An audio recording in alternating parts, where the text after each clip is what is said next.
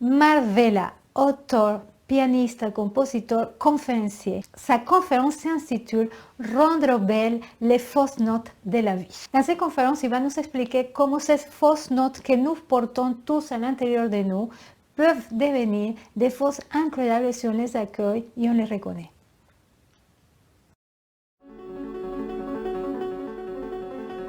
Il y a beaucoup de gens qui, dans la musique de leur vie, trouvent que ça va pas. Ils sont pas bien, il manque quelque chose, ils sont pas parfaits. Toujours cette idée, voilà, les gens ne s'accueillent pas. Leur obsession, c'est de se changer. Tant qu'on nourrit ça, eh bien, on ne change rien. On brasse de la souffrance. Et en réalité, la clé, c'est vraiment quand je décide de ne plus rien changer, quand j'ai décidé d'accueillir ce que je suis, d'être en paix avec ce que je suis, c'est qu'à partir de ce moment-là que tu vas pouvoir te transformer, mais justement d'une manière harmonieuse. Pas, voilà, harmonieuse. Pas en guerre, en volonté, mais juste dans le lâcher-prise.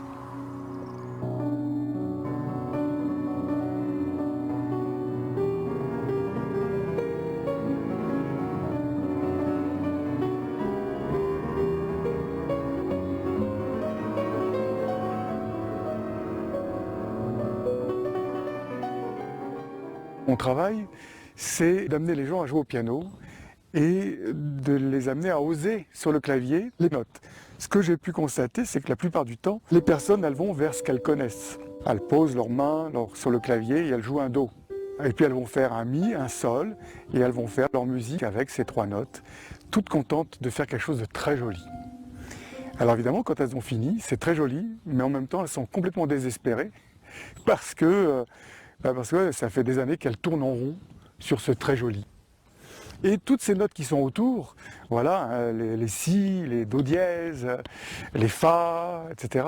Toutes ces notes, elles n'osent pas les jouer parce qu'elles ont peur, elles ont une peur terrible de la dissonance.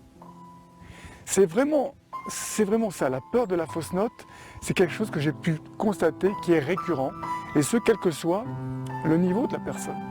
Même des professionnels, parfois, quand je leur demande d'improviser, d'abord ils sont très intimidés, certains tremblent, et puis ils se mettent en pression. Comme ils sont professionnels, ils se mettent une sorte de défi, comme ça, ils se mettent à jouer, et puis ils tombent toujours dans les mêmes ornières, les mêmes accords, les mêmes harmonies.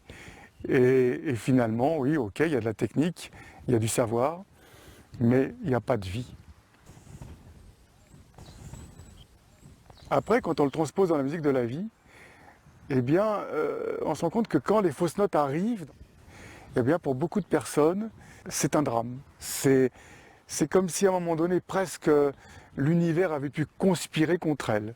C'est vécu de manière très douloureuse, et comme si les fausses notes ne devaient pas arriver. Et je crois que nous avons une très mauvaise définition de ce qu'est la fausse note. Une fausse note ne brise pas une harmonie. Une fausse note, par nature, va tout simplement agrandir une harmonie. Et ça change tout. C'est une autre perception de ce qu'est finalement la musique de la vie. Et on se rend compte que la musique de la vie, à chaque instant, elle nous envoie d'ailleurs entre guillemets ces fausses notes. Ça s'appelle quoi les fausses notes? Ça s'appelle déjà une majeure que nous allons tous connaître, c'est la mort. Avant, c'est la maladie. Et puis avant ça, ce sont les accidents. Les accidents, c'est après toutes ces fausses notes entre nous, les malentendus, les quiproquos, les maladresses, et qui génèrent parfois des violences. Mais c'est la vie. C'est la musique de la vie. C'est inévitable. Lorsque les personnes sont déstabilisées quand des fausses notes surviennent, c'est qu'en fait, elles ne sont pas dans leur axe. Et donc, ce qui est intéressant, c'est de le travailler au piano.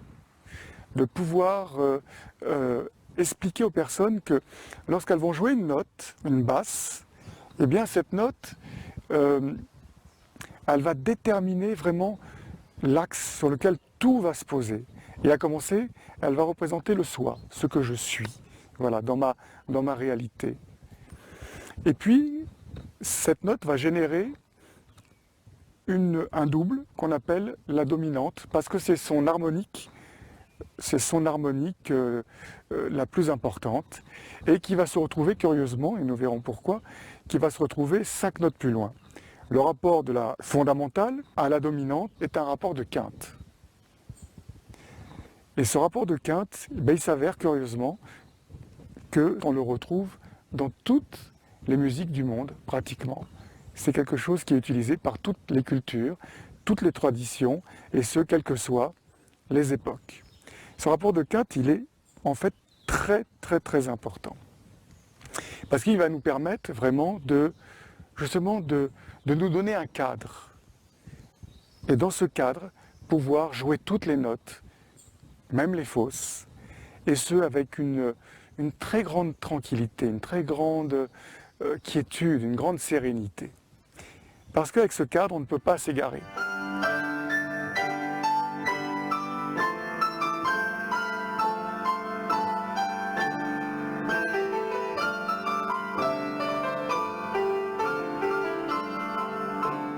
Évidemment, la tonale va représenter le soi, et la dominante, qu'est-ce qu'elle va représenter? Comme son nom l'indique, elle va représenter ce qui domine chez moi, c'est-à-dire ma nature.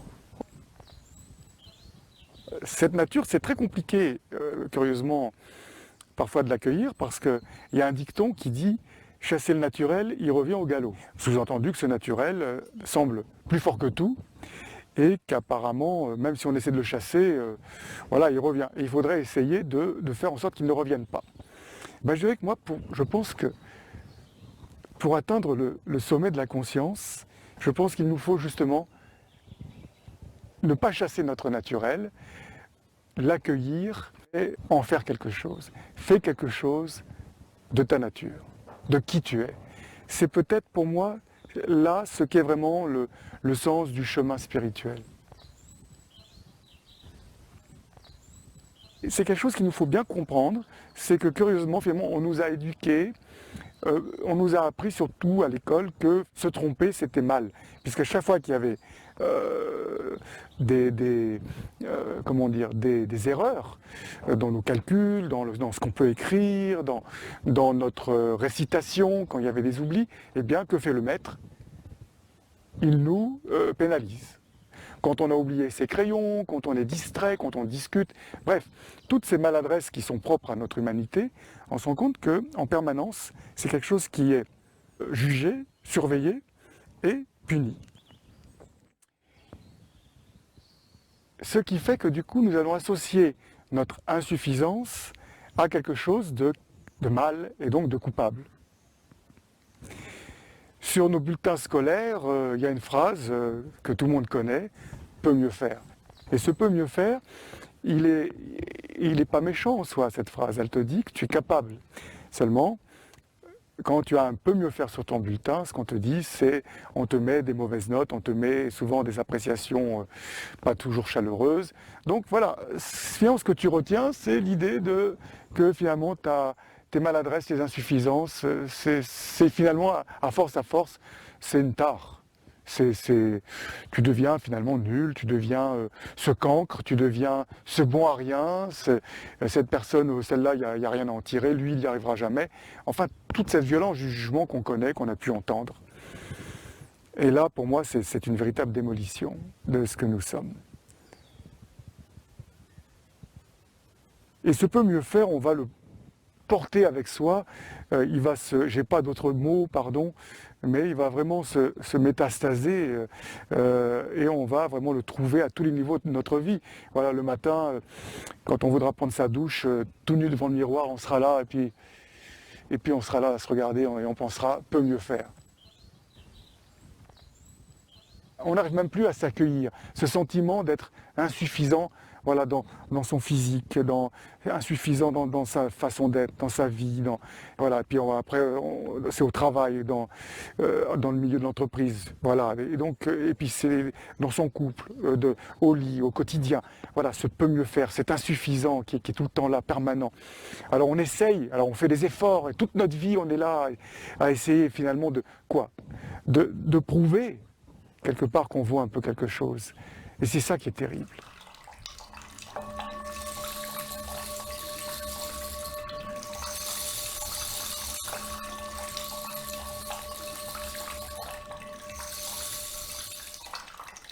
On se rend compte que notre existence, qui est tellement courte, voilà, qui dure face à l'échelle d'une étoile, la vie humaine, c'est une fraction d'instant. Et pendant cette fraction d'instant, on ne s'émerveille pas.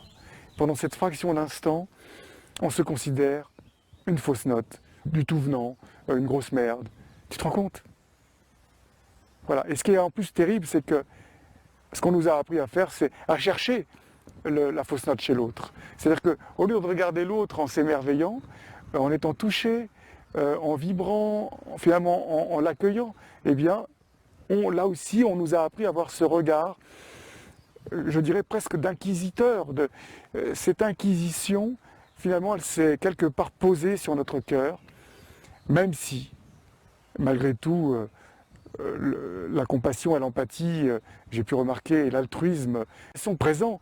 Il y a quand même en contrepoint toujours, voilà, comme ce ver dans le fruit, ce côté, voilà, voilà, où on va chercher inconsciemment la faille, le défaut, et surtout derrière ça, en tirer des conclusions, voilà, juger et en tirer des conclusions, souvent bien hâtives.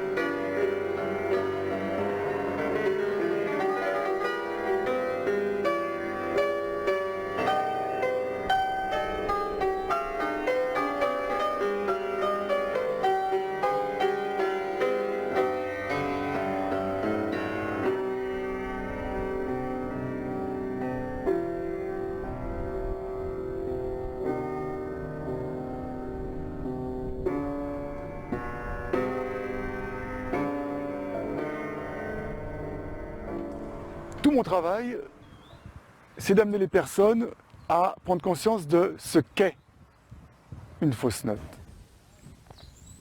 Quel est le sens de la fausse note? À quoi ça sert? Pourquoi c'est là? D'ailleurs, finalement, pourquoi la vie nous envoie des fausses notes? Après tout, ça commence déjà là.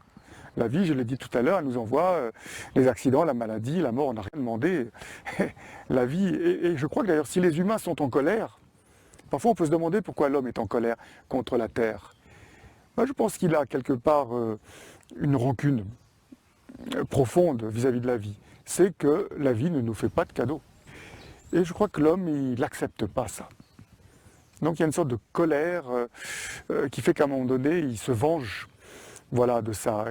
Et puis l'homme, il a sa fierté, à la limite, je dirais presque qu'il n'a pas envie que ce soit la vie qui décide. L'homme, il préfère se donner la mort lui-même. Ça peut parfois aller jusque-là. Voilà, il est comme s'il était maître finalement, de son histoire.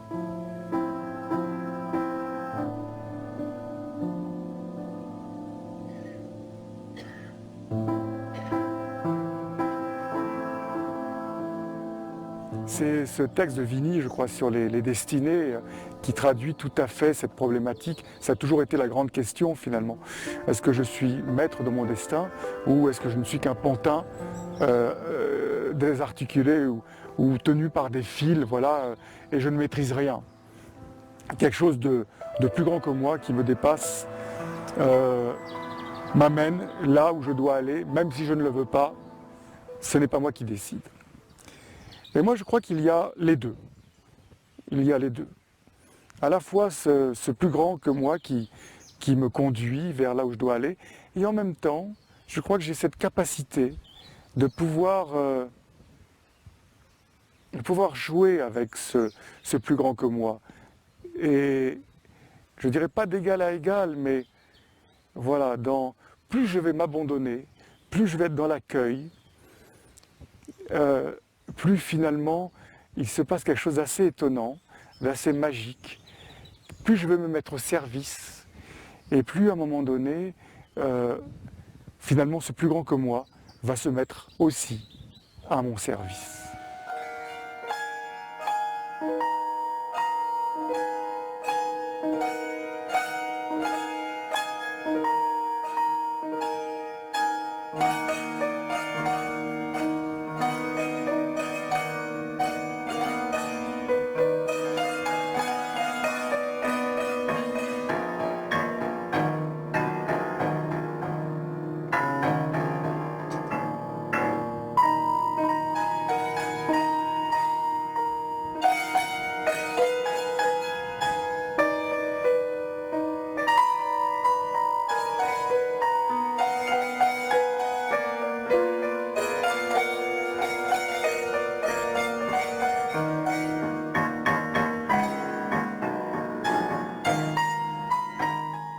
Bien souvent, les fausses notes, on les rejette, on les refuse.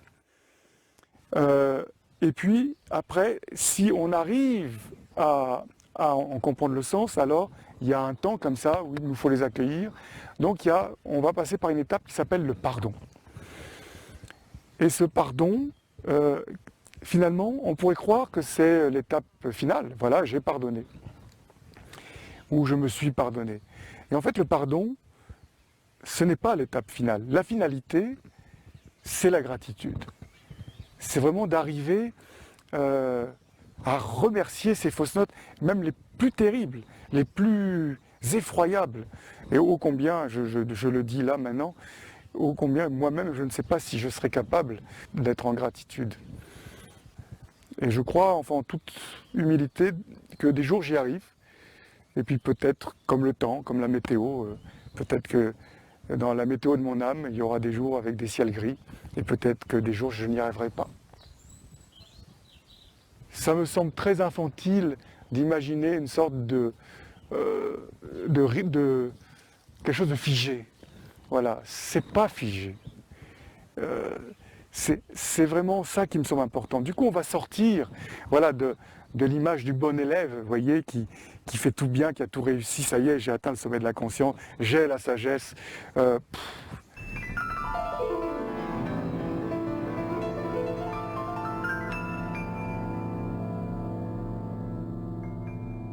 L'histoire d'Abel et Caïn, ce sont deux frères qui finalement, l'un c'est Abel qui est vénéré, aimé, il fait tout bien, il est reconnu, il est apprécié. Et puis Caïn qui n'est pas très doué, en plus il est donc du coup il est oublié, il est un peu méprisé, un peu ignoré et excédé de ça, jaloux. Puis en plus Caïn, il n'est pas très malin, parce que jaloux, il tue son frère Abel. Alors évidemment, pour la lecture paresseuse, ce serait de dire, Caïn est coupable, il a tué son frère, et c'est très mal. Donc il faut condamner Caïn. Maintenant, si on va un petit peu plus loin, on se rend compte que dit l'histoire aujourd'hui, elle se répète, on se rend compte que qu'est-ce que nous avons fait, nous, surtout la civilisation des Blancs européenne, mais bon, ça s'est aussi produit avec d'autres peuples. Quand on est allé vers les autres, on n'a pas dit je t'aime, on a dit nous sommes les meilleurs, nous sommes les Abel, nous faisons tout bien. Et vous, voilà, vous êtes les Caïns. Vous êtes la sous-race, les sous-humains, les sous-développés. Et donc de ce mépris, qu'est-ce qui s'est passé ? Tous ces Caïns, aujourd'hui, ils ne rêvent que d'une chose, c'est tuer les Abel que nous sommes. Voilà, et c'est pour ça qu'il y a ces guerres insensées. Donc moralité, faire la belle crée la bête. Et moi je reste convaincu qu'aujourd'hui, vouloir être le plus fort, c'est une folie.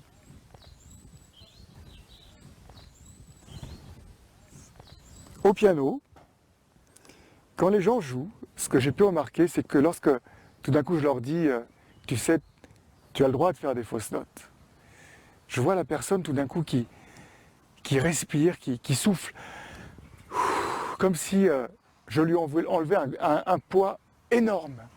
Voilà, elle a le droit de faire des fausses notes. Et ce qui est incroyable, c'est que du coup, tout le groupe qui est là, qui assiste, qui participe au stage, eh bien, ça soulage tout le monde. Et ce qui est encore plus incroyable, c'est que lorsque la personne joue et qu'elle va oser une note qui sort de son système, eh bien, lorsqu'elle prend ce risque, on le sent déjà, on le sent, voilà, c'est quelque chose, c'est dans le non-dit.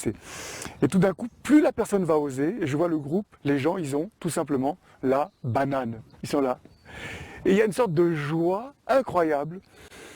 Plus la personne va oser, finalement, c'est une permission qui est donnée aussi aux autres de pouvoir le faire.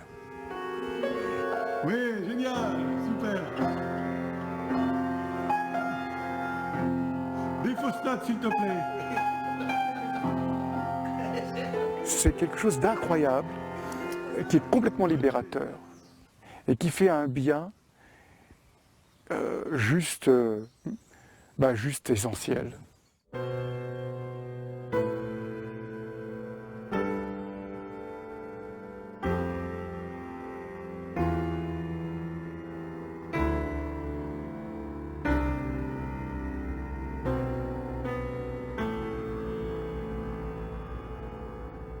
La plupart des gens viennent avec leur histoire, ils viennent avec leurs blessures de vie, qui ne sont pas simples, ils viennent avec leurs souffrances, ils viennent avec aussi leurs sentiments, pour la plupart, de dévalorisation, ce sentiment que j'évoquais tout à l'heure, d'insuffisance, et que la vie, finalement, la vie et l'amour, c'est pas pour eux, c'est pas pour elles, ces personnes. Donc c'est des souffrances, ce sont des solitudes, voilà, c'est tout ça qui arrive. Il y a aussi cette société qui est assez anxiogène, des gens qui n'en peuvent plus, qui en ont marre de ces nouvelles, de toutes ces guerres, des maladies, de toutes ces histoires, et qui en plus, et c'est quelque chose qui est en plus repris par, je dirais, tout le monde du divertissement. Le cinéma, par exemple. Le cinéma, finalement, je crois qu'il a été un outil de propagande du système, pour nous amener à nous désaimer. Si on voit des films comme James Bond, ce sont des films grand spectacle, très bien faits, et je peux comprendre que ce soit un film de divertissement agréable, mais ce film, qu'est-ce qu'il nous dit? Méfie-toi des autres, surtout méfie-toi des jolies femmes.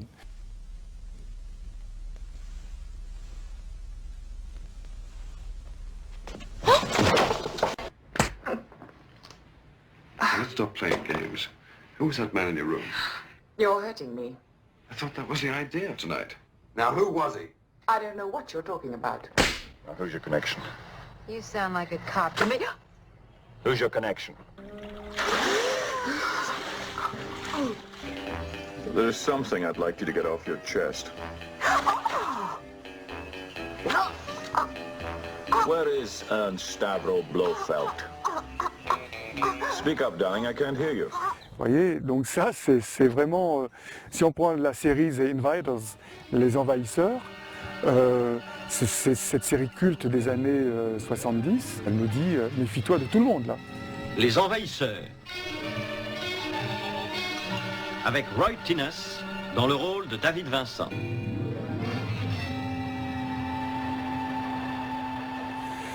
Ça peut paraître anodin, mais c'est finalement ce qui se passe. D'ailleurs, c'est toujours cette notion de valeur humaine. Hein, c'est-à-dire, ma valeur, c'est quoi ma valeur? Et j'ai dit tout à l'heure qu'on ne nous a pas appris quelle était notre valeur. On nous a souvent appris l'inverse. Je n'ai pas de valeur. Je ne vaux pas grand-chose.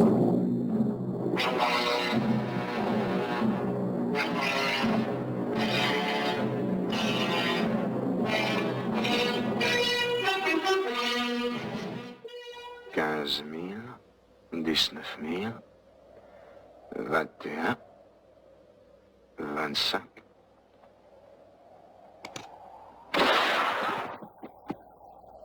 Et 4,29.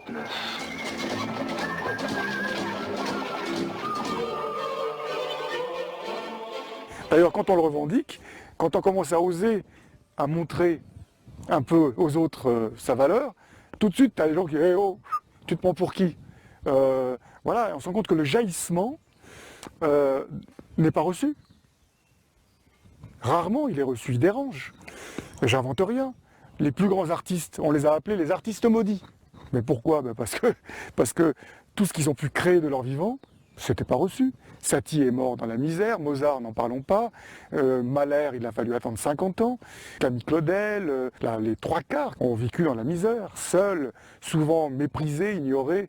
Et donc, quelle force, quel feu ils ont eu de donner, malgré ce rejet permanent. Et ça, pour moi, si on veut parler de sommet de la conscience, il est là. C'est ça, la haute conscience. C'est quand tu vas donner, toi, voilà, et quel qu'en soit le coût, quel qu'en soit le prix, et tu donnes, parce que c'est plus fort que toi. Voilà, tu as envie de donner un message, ta vision des choses au monde. Voilà, parce que tu ne peux pas faire autrement. Et pour moi, ça, ces êtres-là, c'est des grands maîtres spirituels. Et curieusement, ces grands maîtres spirituels, ben oui, parfois ils buvaient, parfois ils fumaient, parfois ils aimaient mal. Voilà. Nous sommes des hommes. Et je crois que c'est important d'arrêter d'aujourd'hui, pour moi, de diaboliser l'être, les êtres, quels qu'ils soient. Tout commence là. Pour moi, le sommet de la conscience, il est là, c'est quand je vais porter un regard sur l'autre qui est en face, un regard bouleversé. Ça va commencer quand je vais réaliser que les fausses notes qu'il incarne, parfois, ne sont que des résonances de mes propres fausses notes. Et elles sont cadeaux, parce que je rappelle que la fausse note ne brise pas une harmonie. Une fausse note agrandit une harmonie. Si je joue une musique sans fausse note, je vous assure, c'est insupportable. Vous ne tenez pas une minute.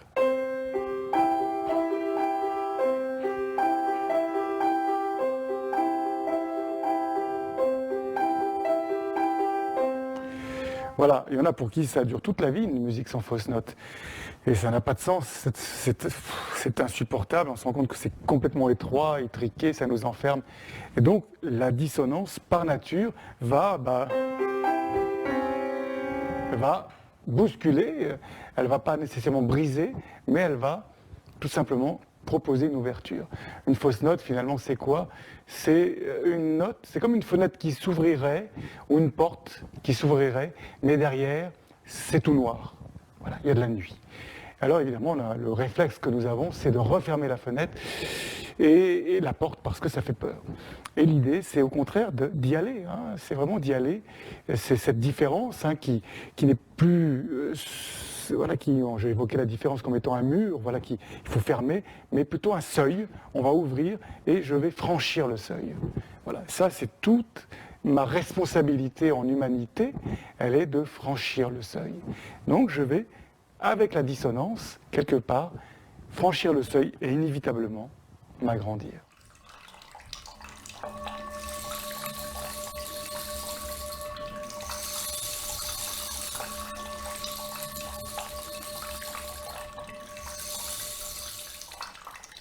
Parce que tout simplement, Mozart, Beethoven, Chopin, tous les compositeurs, voilà, Brahms, Vella, enfin tous, quoi. Hein? Vous remarquez mon humilité. Eh bien, on se rend compte que... Pourquoi c'est génial? Mais parce que dans leur musique, il y a de la dissonance. Il y a de la fausse note. Alors, on ne l'entend pas, pourquoi? Eh bien, nous ne l'entendons pas parce que le musicien accueille la dissonance. Voilà, il la met dans sa partition. Et là, du coup, lui, le compositeur, il a cette responsabilité de cette note. Il dit, j'en fais quoi? J'en fais quoi de cette note?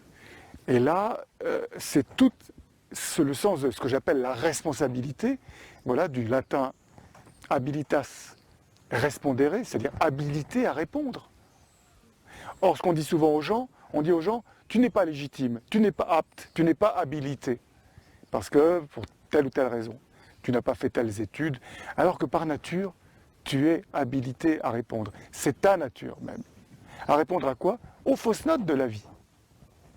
Le problème, c'est que on a appris aux gens, quelque part, en éradiquant les fausses notes, en les condamnant, eh bien on leur a appris finalement, on leur a enlevé ce sens de la responsabilité. Les gens ne voient pas le sens de la fausse note. Du coup, ils ne répondent pas aux fausses notes. Quand les fausses notes arrivent, c'est souvent un drame, c'est grave. Voilà. Si c'est un gamin à l'école qui ne marche pas, c'est très grave. Qu'est-ce que tu vas devenir? Tu seras un clochard. Voilà. S'il y a des fausses notes amoureuses, ouh là là, mais ça c'est très grave. Tu es obsédé. Et si c'est des fausses notes, voilà, parce que tu veux partir, ouh, mais qu'est-ce que tu fuis? Et toujours on voit quelque chose comme si c'était, voilà, très grave. Et qui ne laisse pas de perspective. Alors du coup, on met les gens dans la peur. Et quand ces fausses notes arrivent, non seulement on les met dans la peur, mais on les met aussi dans la position de la victime, qui a subi la fausse note. Ah, c'est pas de ta faute. On ne met pas la personne en face de son devoir, qui est celui d'accueillir la fausse note, de l'accueillir en gratitude pour pouvoir la transformer et en faire quelque chose, c'est-à-dire la rendre belle. Et c'est ce que nous enseignent les compositeurs. Pourquoi c'est bouleversant, Mozart? Parce que tout simplement, Mozart, eh bien, va y avoir de la dissonance. Et là, on écoute cette note, il nous amène où là? Et tout d'un coup, il les amène vers leur résolution harmonique. Et c'est ça qui nous bouleverse. Et quand la résolution harmonique vient, wow, c'est comme si le ciel se déchirait, qui était gris, lourd, chargé, et tout d'un coup, le soleil apparaît. Et ça, c'est extraordinaire.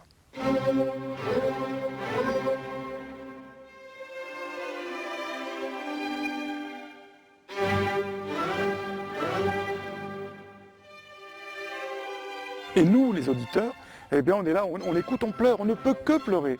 Et pourquoi on pleure? Mais parce que Mozart vient de nous donner la solution à notre problématique. Nous, pourquoi la musique c'est si important?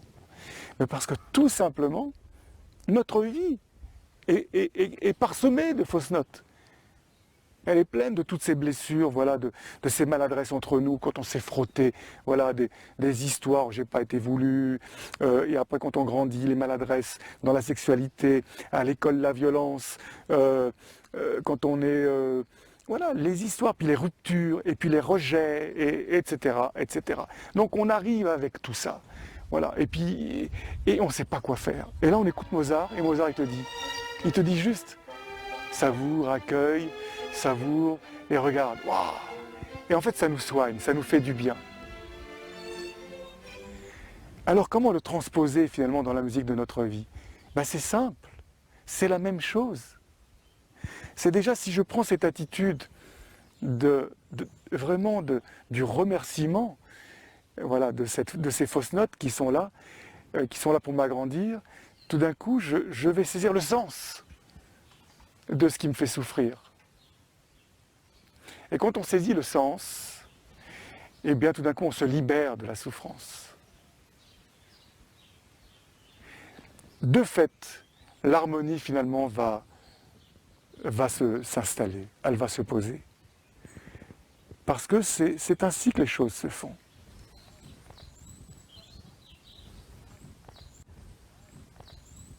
Quand je vais prendre conscience de la dissonance et que je vais l'épouser, eh bien je vais me mettre en mouvement, je vais faire ce qu'il faut pour la transformer. Tant que je me crispe dans la colère, ben je ne fais rien, je reste dans la colère. Et pire, cette colère va être même un outil contre la situation qui m'a mis en colère, contre la personne qui m'a mis en colère. Je t'en veux, toi. Et il y a des gens comme ça qui passent leur vie entière à en vouloir aux autres parce qu'il y a eu un jour une maladresse. Et tristement, il y a pour certaines personnes pour qui c'est devenu ça, une sorte de... c'est devenu très lucratif. Ça devient très rentable, la souffrance.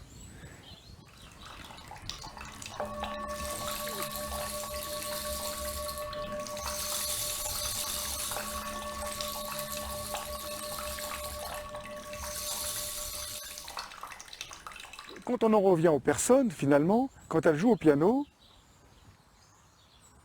et qu'on leur donne la clé de l'axe, c'est-à-dire la tonale et la dominante.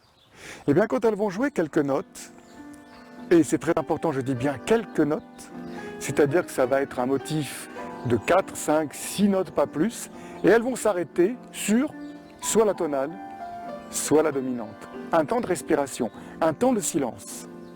Mais ce temps de silence, le silence, c'est pas une absence de son, c'est l'inverse. Le silence, c'est quand tous les sons sont unis, sont en résonance.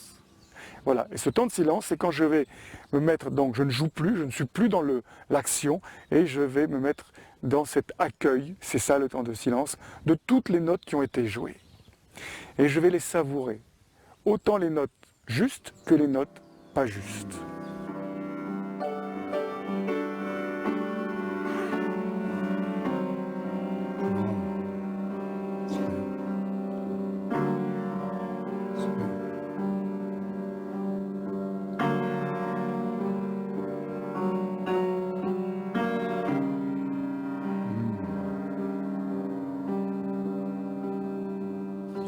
Et curieusement, ce temps de silence, il harmonise. C'est la nature même du silence. Le propre du silence est de donner sens. Voilà d'ailleurs pourquoi, dans la musique de la vie, bien souvent, les choses finissent par se résoudre avec le temps. Léo Ferré nous dit « va, tout s'en va ». Moi je dirais « non, c'est pas que tout s'en va, c'est que tout s'harmonise ». C'est très, très différent. Le va, tout s'en va, c'est terrible. Il y a une notion là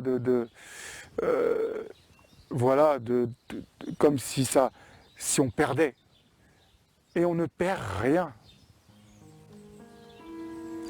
Et on se rend compte que toutes ces notes qui ont été jouées, qui ont été données, qui ont été reçues, elles sont là pour agrandir notre cœur. Et c'est ça le grand cadeau de la musique de la vie. Et du coup, ces fausses notes qui nous arrivent, bien souvent, elles ne sont pas comprises au début. Et bien souvent, avec le temps, on en mesure le cadeau et la préciosité. Et donc mon travail, c'est d'amener les gens est-ce qu'ils arrivent à le mesurer plus vite? Pourquoi attendre une vie, parfois même déjà des décennies, parfois une vie, même je dirais plusieurs. Parfois il faut plusieurs générations pour arriver à être en gratitude. Et moi mon travail c'est de dire, on peut être en gratitude tout de suite.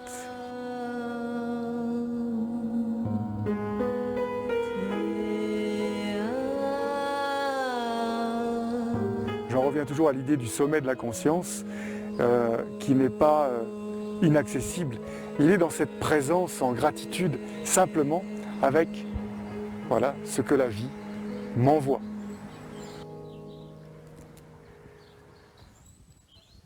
Lorsque les gens jouent, et pour la plupart qui n'ont même jamais joué de leur vie, le fait de leur donner les axes sur le piano, tonale, dominante, tonale, dominante, tonale, dominante, eh bien ce qui se passe c'est qu'ils vont jouer et ils finissent la phrase sur l'un des axes.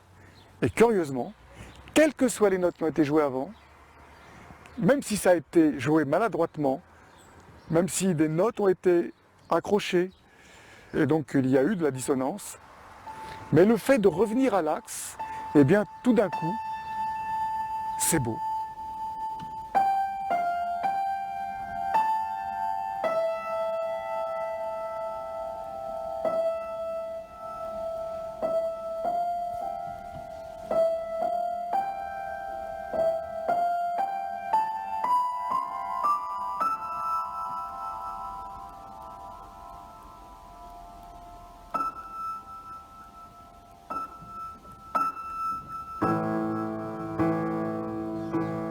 C'est ça qui est surprenant. Et là, le travail, c'est de dire aux gens, aux personnes qui jouent, c'est de leur dire accueille les notes que tu joues. Elles ont de la valeur. Elles sont en fait inestimables. Et on en revient toujours pareil, c'est toujours le fond du travail. C'est-à-dire que le fond du travail, c'est de dire aux personnes qu'elles sont inestimables.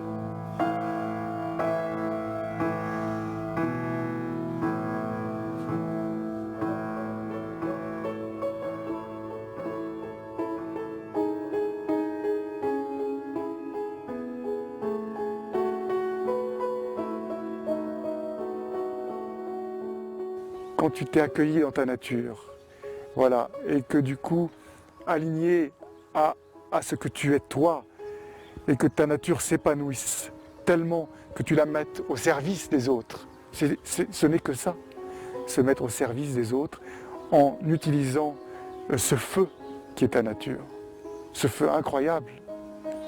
Et il est merveilleux. Ça s'appelle pour moi le déploiement. Le déploiement, du coup, qui permet d'ouvrir les ailes et qui permettent finalement d'atteindre ce sommet.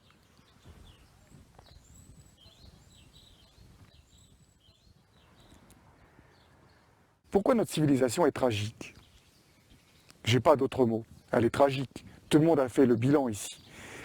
Mais notre civilisation est tragique parce qu'elle s'appuie sur son socle, qui sont les tragédies grecques. Pourquoi nous n'arrivons pas à nous aimer? Nous n'arrivons pas à nous aimer parce que justement, nous avons une histoire qui est celle de Narcisse, qui lui s'aimait. Et alors, ça ne lui a pas porté bonheur. Du coup, il y a de quoi devenir schizophrène parce qu'on nous a dit un petit peu plus tard, il faut aimer ton prochain comme toi-même. Mais si tu t'aimes trop, attention, c'est narcissique. Alors, pourquoi avoir raconté cette histoire de cette façon? C'est comme l'histoire d'Icare, tout de même. C'est le premier homme qui vole, et là aussi, qu'est-ce qui se ramasse? Moralité, il ne faut pas voler, ou en tout cas pas trop haut. Et je crois que curieusement, ce syndrome d'Icare, il se répète aujourd'hui, parce que l'être humain est loyal par nature, et il a tendance finalement à cautionner les croyances dans sa vie. Ce qu'il croit, il le fait. Et le mythe d'Icare, c'est la chute. Et curieusement, je ne sais pas si vous avez remarqué, beaucoup de gens qui sont arrivés très haut dans la société, voilà, qui ont volé, hein, qui ont atteint des sommets, ils chutent, ils tombent. On a vu ça dernièrement là, dans les élections, de ces gens qui deviennent richissimes, qui ont des pouvoirs, et patatras, tout s'écroule. La chute d'Icare. Et il y a plein de personnes comme ça, curieusement, ce n'est pas conscient, qui dans leur vie parfois bâtissent, et puis à un moment donné, ils ont fait quelque chose pour que ça s'écroule. Le syndrome d'Icare. Mais voilà, comme je le dis, encore une fois, là aussi cette histoire se termine mal. Pourquoi a-t-il fallu qu'elle se termine mal? On aurait pu raconter ces deux histoires bien autrement.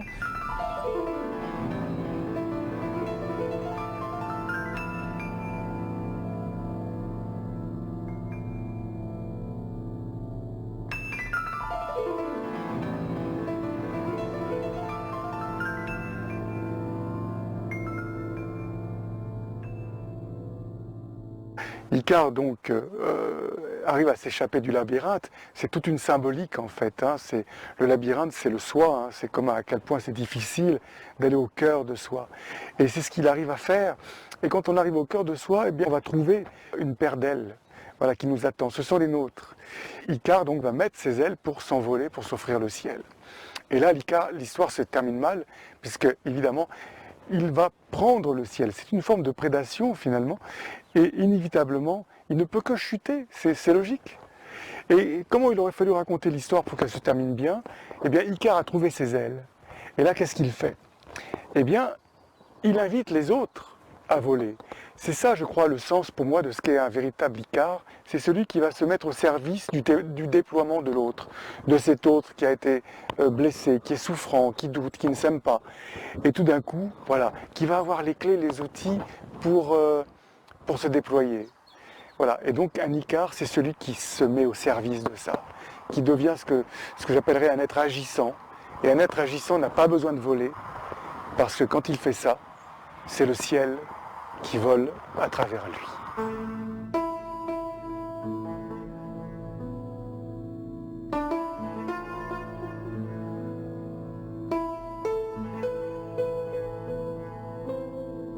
Narcisse, il s'aime, il a raison de s'aimer parce qu'il a compris qu'il était unique, qu'il ne se répéterait pas dans l'histoire de l'univers.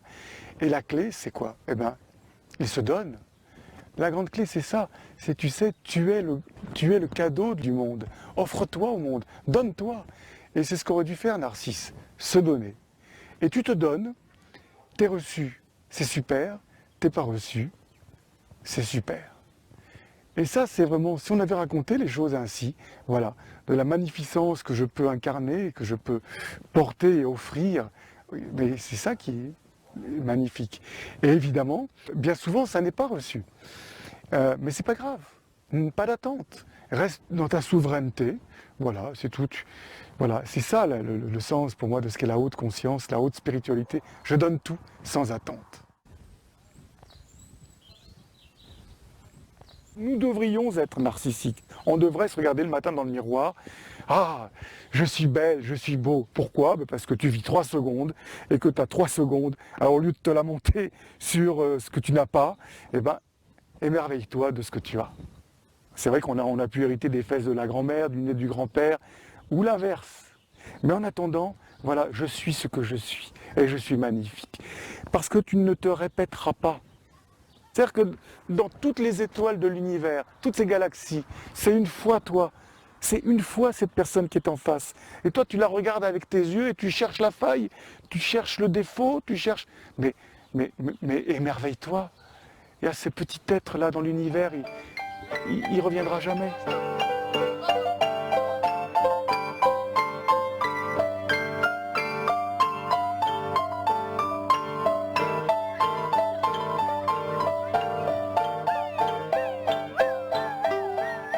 C'est juste une fois ça, et ça dure quelques décennies. Comment ne pas être bouleversé?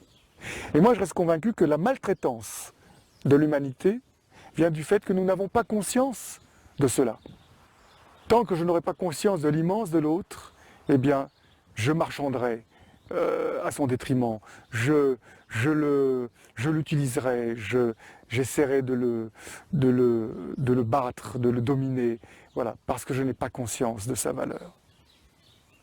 Et d'ailleurs, comme je n'ai pas conscience de ma propre valeur, ben finalement, cette guerre que je nourris avec moi-même, je la mets à l'extérieur. C'est inévitable. Ce que je nourris à l'intérieur, ce taliban qui est à l'intérieur de moi, puisque je me rejette moi-même, eh bien, il prend forme dans la réalité du monde. Et ça, c'est vraiment ce qu'on appelle l'équation du miroir, et c'est imparable.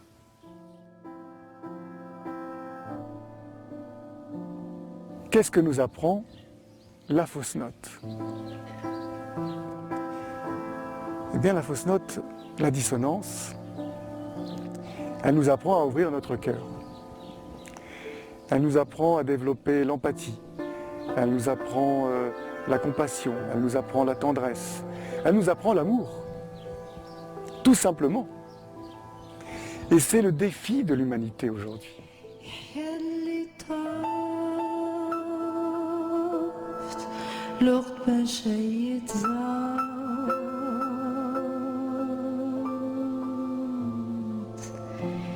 يردي تشكيت أي تزود وخاكني بالبحار ولي غراز يردي تشكيت أي تزود.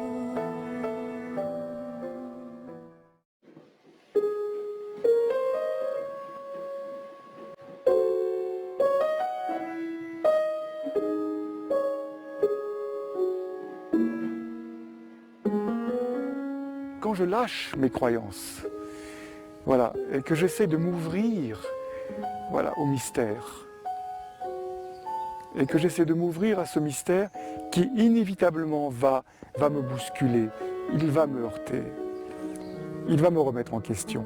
Et c'est l'autre est mystère, c'est pour ça qu'il fait peur. Mais en même temps, il fait peur et en même temps il éveille un désir. L'autre, c'est tout ça à la fois. Et l'autre, c'est l'aimant. Hein, je l'ai dit, c'est-à-dire il m'attire et en même temps je le repousse, c'est ces deux à la fois, cet autre, et le sens étymologique de l'autre, du mot autre, c'est ce qui me désenferme.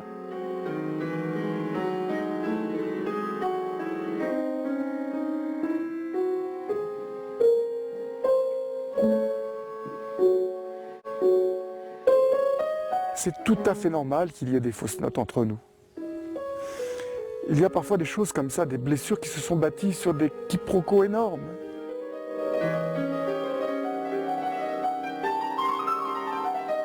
Et puis parce qu'il n'y a pas eu à cet instant T l'humour, la bonne réaction, mais il y a eu la peur, et parfois l'hystérie. Du coup, ça prend des proportions, et l'hystérie, finalement, va nourrir l'hystérie en face.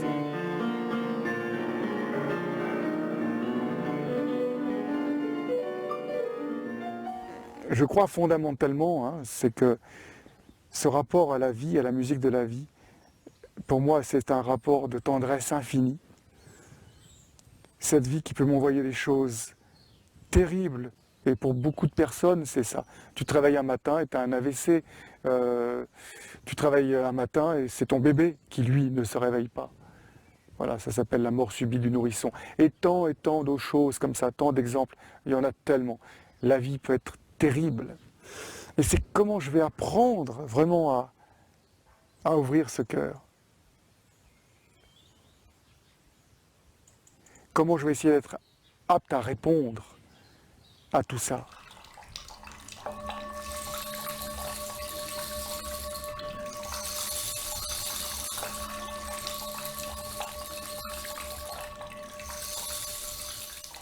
Moi, je m'en suis voulu énormément pendant des années. Quand j'ai appris que j'avais blessé une personne, on parle des traumatismes, voilà, des blessures. Moi, je peux dire vraiment que le traumatisme peut aussi être pour celui qui a blessé, quand il ne s'est pas rendu compte. Voilà, quand il n'y a pas... Donc, je pense que dans ces histoires, il n'y a pas juste un bourreau, une victime. Pour moi, il n'y a que des victimes.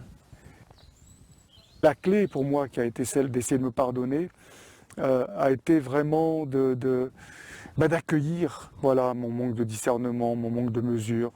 Voilà, j'ai beau dire j'étais jeune, bon, c'est pas une excuse, mais juste dire voilà ce que j'ai essayé de faire pour vraiment au mieux résoudre cette dissonance, cette fausse note de la vie, ça a été justement de me pencher sur la question de la fausse note. Voilà, et donc j'ai écrit des livres là-dessus pour vraiment me dire aux gens, voilà, les fausses notes, c'est la vie, c'est inévitable, ça peut être grave, mais la clé, c'est le pardon, c'est la gratitude qui nous libère de la dissonance. Et plus grave que la fausse note en soi, c'est justement quand il n'y a pas pardon. C'est quand les gens restent toute leur vie dans la rancune, voilà, qui la nourrissent quand elle est devenue un levier de pouvoir contre autrui. Et ça, c'est un piège dans lequel il ne faut pas tomber. Pourquoi? Il s'est prouvé en neurosciences que le traumatisme, lorsqu'il n'est pas résolu, il se transmet. C'est un marqueur génétique. Et du coup, si on reste avec sa rancune, ce qui se passe, c'est qu'on va la transmettre. C'est comme une malédiction. On transmet ça à nos enfants. Le jour où tu es en gratitude avec ton histoire, et j'évoquais au début de cette conférence les fausses notes de nos ancêtres et les mémoires fantômes, le jour où je me mets en gratitude avec l'histoire de l'arrière-grand-père qui a commis un inceste, de l'arrière-grand-mère qui a trompé, qui est allé ou je ne sais pas quoi, ou quelqu'un qui a tué, bref. Comme dit Montaigne, toute la condition humaine est inscrite en nous. Quand je suis en gratitude avec tout ça, avec à la fois ce que j'ai pu faire, ce que j'ai pu subir, et à la fois avec tout ce que mes ancêtres m'ont légué, il y a comme une sorte d'effet domino, comme un film à l'envers, tous les dominos se redressent, comme ça. Et ça se redresse jusqu'à tes ancêtres. Tout ce qui a été humilié, tout ce qui a été rabaissé se redresse. Voilà. C'est-à-dire que c'est pas va, tout s'en va, c'est pas tout est vain. Tout d'un coup, ta gratitude fait que tout prend sens. Voilà. Tu es là pour remercier. Tout d'un coup, ta présence n'est plus une présence de colère. Tant que tu es dans la colère, finalement, tu nourris la culpabilité du grand-père ou de la grand-mère. Ça veut dire que la faute est toujours là. Le jour où tu remercies, tu es là pour réparer. Et c'est comme une sorte de guérison qui est instantanée. Voilà pourquoi c'est tellement puissant. Et ça, c'est l'harmonie, c'est l'harmonisation. C'est ça le sens même de la musique de la vie. Et donc dans mon travail, vivre en joie la musique de la vie ou rendre belles les fausses notes de la vie, c'est fondamental. C'est une grande clé qui change tout. Cette clé qui fait que tout d'un coup, je vais considérer les choses bien autrement. Je vais me regarder tout d'un coup avec tendresse. Je vais regarder mes fausses notes avec tendresse. Je vais regarder l'autre qui est en face avec ses fausses notes avec tendresse. Je vais prendre conscience de sa grandeur. Voilà, je ne vais pas chercher à régler mes comptes avec cet autre. Voilà, parce que parfois il y a des ardoises des ancêtres qui se règlent dans la relation. Il n'y a plus tout ça. Voilà, c'est comme si à un moment donné, tout est pacifié. D'un seul coup, c'est immédiat. Pour conclure, je dirais juste que dans ce travail, ce qui se passe, c'est que quand les gens ont joué, quand ils ont cette clé, tout simplement des axes, eh bien, c'est intégré. Voilà. Pourquoi c'est intégré? Parce qu'ils l'ont joué physiquement. Voilà, ils sont au clavier, même un débutant, hein. Ils sont au clavier, ils jouent, ils l'éprouvent, ils le ressentent dans leur corps, dans leur chair. C'est complètement vibratoire. Et là, il y a une reprogrammation cellulaire qui n'est plus, donc la cellule ne s'est plus construite dans l'idée de la faute coupable, mais l'idée de la faute qui nous agrandit et qui nous amène vers l'amour. Et ça change tout.